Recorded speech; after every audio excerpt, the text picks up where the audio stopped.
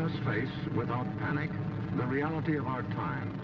The fact that atom bombs may someday be dropped on our cities. And let us prepare for survival, for understanding the weapon that threatens us.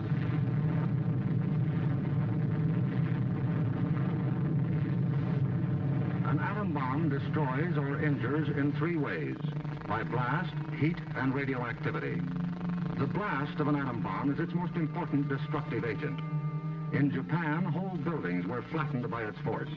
However, many buildings of sturdy construction, even though close to the explosion, remained standing. The principal dangers of blast are flying glass and debris, the fires it may start, and the danger of being crushed in collapsing buildings. The atom bomb destroys by heat. People caught in the open as far as 2 miles away suffered flash burns. Yet, protection could have been easily achieved.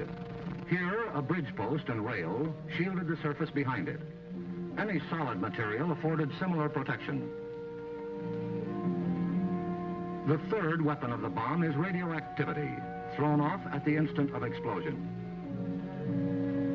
However, the majority of people exposed to radiation recovered completely, including a large percentage of those who suffered serious radiation sickness. Today, they lead normal lives. They bear children. Their children are normal. These, then, are the weapons of the atom bomb that we must protect against: blast, heat, and radioactivity. Our cities are prime targets for atomic attack, but mass evacuation would be dangerous. An enemy would like nothing better than to have us leave our cities empty and unproductive. If an emergency should come, our factories will be battle stations. Production must go on if we are to win. Our offices and homes will also be posts of duty, not to be deserted. With the knowledge of the first atomic explosions to guide us, our chances for survival will be far better than those of the people of Hiroshima and Nagasaki, if we act on our knowledge and are prepared. The first job is to look over your own home for shelter possibilities. If you live in a private home that is well built, the cellar is the safest place to be. The lower you get, the more barriers there are likely to be against blast, heat, and radioactivity. Select the basement wall nearest the probable target area of your city. If the house is blown over, it will most likely fall away from this wall. If you have a workbench or strong table big enough to get under, move it into your shelter area near a wall or strong supporting column. If the time comes when you actually have to take shelter, lie under the table.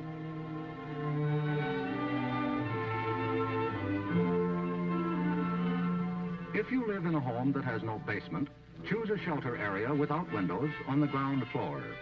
An interior hallway is probably best. In time of emergency, the shelter area should be cleared of mirrors and other objects that might cause injury.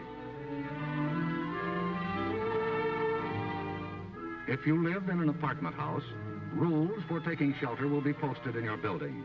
Learn them. Also, learn the location of public shelters in areas where you work or frequently visit. There are many things you can begin doing right now.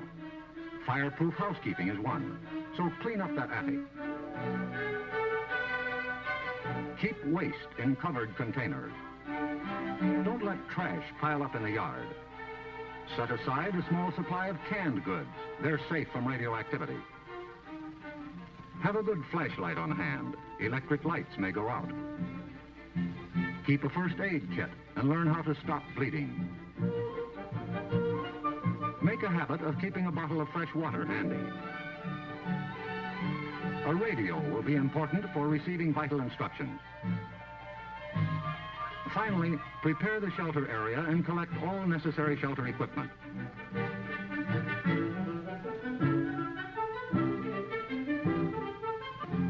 In case of an actual raid or test drill, the alert will be a warbling siren blast, lasting 3 minutes.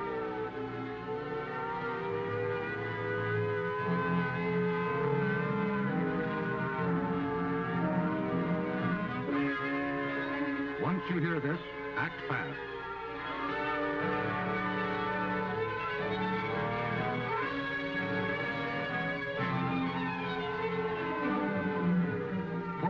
shades or blinds and close the drapes against flying glass. Turn off the burners of your gas or electric stove. Disconnect any heating elements, such as electric iron, hot plates, or bathroom heaters.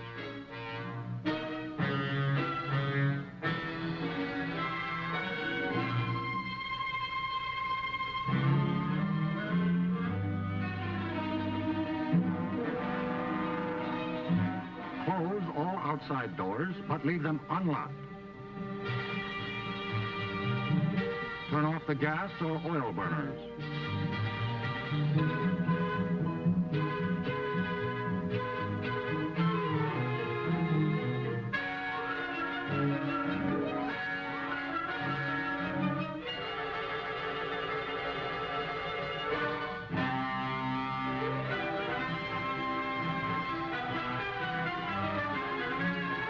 Taking shelter may be a race against time, even when you have some advance warning. But possibly, there may be no time. An attack could come without warning. The sky would suddenly light up. If a doorway is right at hand, use it. If the nearest shelter is more than a couple of steps away, fall to the ground immediately. Flying glass and debris are immediate dangers, so stay where you are until you're sure it's safe to move.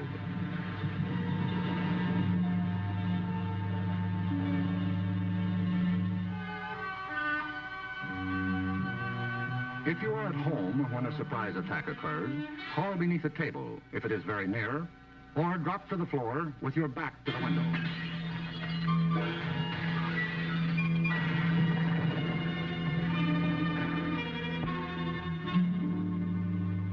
The immediate danger is over in about a minute, unless the explosion occurred near the ground or water. In this case, radioactive materials are trapped in the particles of dirt or water thrown up by the explosion. When these particles fall back to Earth, they may be dangerous. So get indoors immediately after a ground-level explosion. Cover broken windows against radioactive dust with blankets or cardboard. Civil defense radiological teams, equipped with radiation survey meters, will check on contamination in any bombed area. Stay under cover until you hear officially that it is safe outside. If you have been exposed to radioactive dust, wash the exposed areas.